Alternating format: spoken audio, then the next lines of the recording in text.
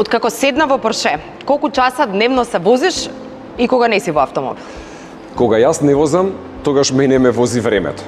Како на лента се менуваат луѓе, состаноци, настани, одлуки, предизвици, цели и додека трепнеш, денот поминал. И веќе треба повторно да бидам во автомобилот. Но и без волан, верувајте, јас сум нон-стоп во движење. Перпетум мобиле, семпер ад мелора. Колку те предизвикува раскрсница без семафори, без знаци, среда пустина и со само еден излез, кој ете не знаеш каде ќе те однесе? I guess this is where the fun begins. No rules, no guidelines, only instinct and vision remain. That challenged me to trust my own path I chose and to turn it into a new opportunity. Процесот кој го мина досега од 20 години тука е лавиринт или автопат со благи неколку кружни текови од кои лесно или тешко излегуваш. Процесот е вистински ролер костер.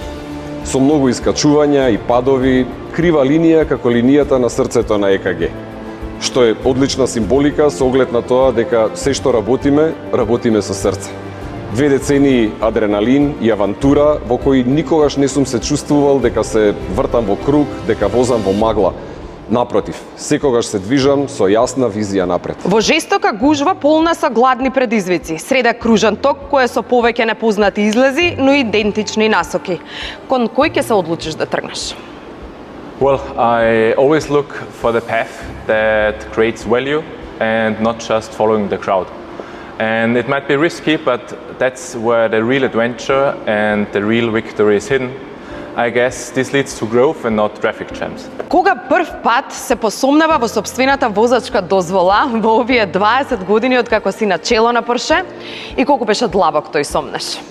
Кога си зад воланот на Порше Македонија, сомнежот дефинитивно не е опција. Секое свртување, секој правец, секоја одлука, секоја постапка е јасна и прецизна, добро размислена и непоколеблива. Но секогаш со врзан појас и прилагодена брзина според условите на патот. Што последен пат те остави без див кога неконвенционално возеше? The moment I drove the first time through the Macedonian and Kosovarian mountains with an electric Porsche, the silence of the engine and the power of the acceleration created a feeling like I was driving into the future. Ако сега би можел да смениш категорија, за која би се одлучил? Би ги зел сите, за да можам да бидам зад воланот без ограничување. Иако кога ќе погледнам што се навигирам во последните 20 години, веројатно и сум создал своја категорија. Моите другари обично велат, уште само вселенски брод немаш во земја. Колку скалила најмногу можеш да искачиш пред да ја стиснеш педалата до крај, не од премор и не од нервоза? Seriously, I'm from Austria. I love the height, as many as it takes to reach the top.